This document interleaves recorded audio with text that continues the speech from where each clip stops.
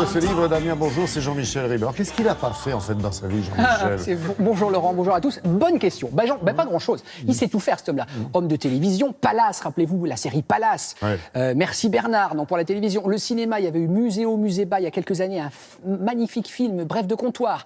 Directeur du Théâtre du Rond-Point. C'est un auteur. Et donc, Jean-Michel Ribes publie Cris écrits, jeu de mots, édition Actes Sud. Ça donne le ton, le titre. Ça donne le ton, exactement. Donc c'est un recueil d'aphorismes. Que sont des aphorismes? À ne pas confondre avec une anaphore. Cris écrits. Cris, exactement.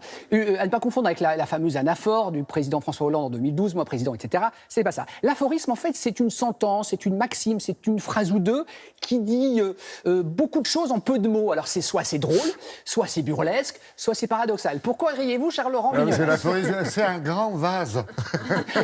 Pas du tout. Exemple, Laurent. Je savais que ça ferait Sylvie, pardon. Exemple, nul besoin de Galilée pour découvrir que les hommes tournent autour d'eux-mêmes et parfois de ma femme. Ça, c'est un bien, ça. Ne croyez pas les gens qui vous disent « je reviens du bout du monde, le monde est rond, il n'a pas de bout voilà. » Ou bien « la langue de bois est écologique, elle ne pollue pas la pensée car elle n'en contient pas. » C'est beau, non? C'est beau, et alors c'est soit drôle, soit intelligent, et je vous assure que à partir de ces petites phrases, forcément, on découvre le personnage qui est Jean-Michel Ribes, très formidable conteur, et donc on en a profité pour parler avec lui. Et c'est toujours un moment délicieux, regardez. Bonjour Jean-Michel Ribes. Bonjour. Vous écrivez un aphorisme ne se cherche pas, ne se trouve pas, il apparaît. Ça veut donc dire, Jean-Michel, qu'on ne se met pas sur la table de travail en disant « Tiens, je vais faire des aphorismes ». Non, je crois pas. Je crois que c'est des choses d'un coup, vous êtes en voiture et puis il y a une phrase qui vous vient. C'est des petites fermentations, des petites bulles, des petits nuages, sans que vous en ayez conscience. Et c'est ça qui m'amuse parce que finalement, j'ai presque pas l'impression d'en être l'auteur et ils me surprennent. Je dis tiens, c'est pas Max qui a écrit ça. Alors j'aime bien, il y en a plein qui m'ont fait rire. J'aime la viande rouge quand elle est bleue. Ça, j'adore. Je préfère le bordel de la raison aux raisons closes. Oui, ça c'est vrai. La plus belle femme du monde ne peut donner que ce qu'elle a. Moi, ça me va. Oui, parfaitement. Hippocrate et Démocrite étaient-ils hypocrites et démocrates? Oui, vraie question. Là, je dis bravo, maître. Oui.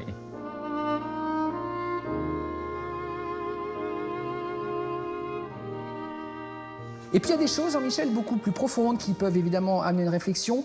Vous écrivez « Pour nous éviter de nous rendre tristes, certains amis, quand ils sont morts, se retirent de nos souvenirs. » C'est-à-dire que les Roland Blanche, les Topor, les Carmet, les Corsans, ils disparaissent de votre Tout à fait, mais si vous voulez, par exemple, Roland Topor, avec qui j'ai travaillé toutes les semaines de ma vie, avec qui on était dans une espèce de...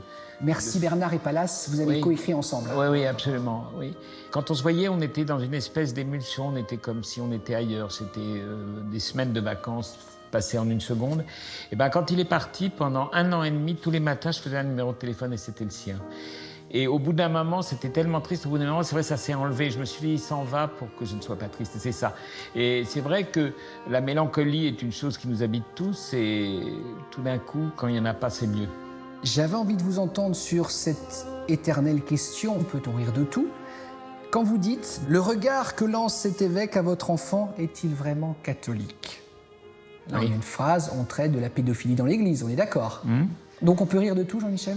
Alors, au contraire de ce que dit mon ami Pierre Desproges, que j'aime tendrement et à qui j'ai beaucoup travaillé, quand il dit on peut rire de tout, mais pas avec n'importe qui, je ne suis pas d'accord. Moi, je dis c'est pas n'importe qui peut faire rire de tout.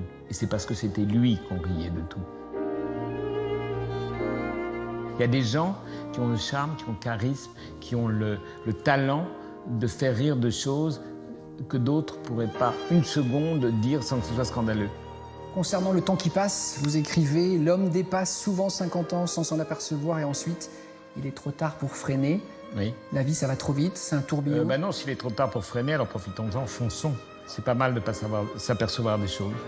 Mais le temps qui passe, c'est synonyme souvent, Jean-Michel, quand même, de petits soucis de santé. On a peut-être moins la patate qu'avant. Tout ça, ça vous angoisse ou vous n'y pensez pas du tout? Je dis aussi, la tragédie, c'est quand on est vieux et qu'on est jeune dedans. Si jamais j'avais un bandeau sur les yeux et qu'on me demande l'âge que j'ai, je dirais 14 ans et demi.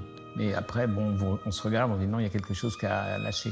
Merci beaucoup, Jean-Michel. C'est moi, c'est très agréable. Cris écrits chez Actes Sud, ça se grappille, ça se picore, et on réfléchit à beaucoup de choses. Tant mieux. Bah, c'est touchant, c'est mignon. Moi, je Ouais, trouve, alors, en je plus, peux sur dire- l'amitié hein, et sur... Bien sûr, je peux dire un petit truc perso, Laurent. Oui, Je bien trouve sûr, que gênez-vous, tiens.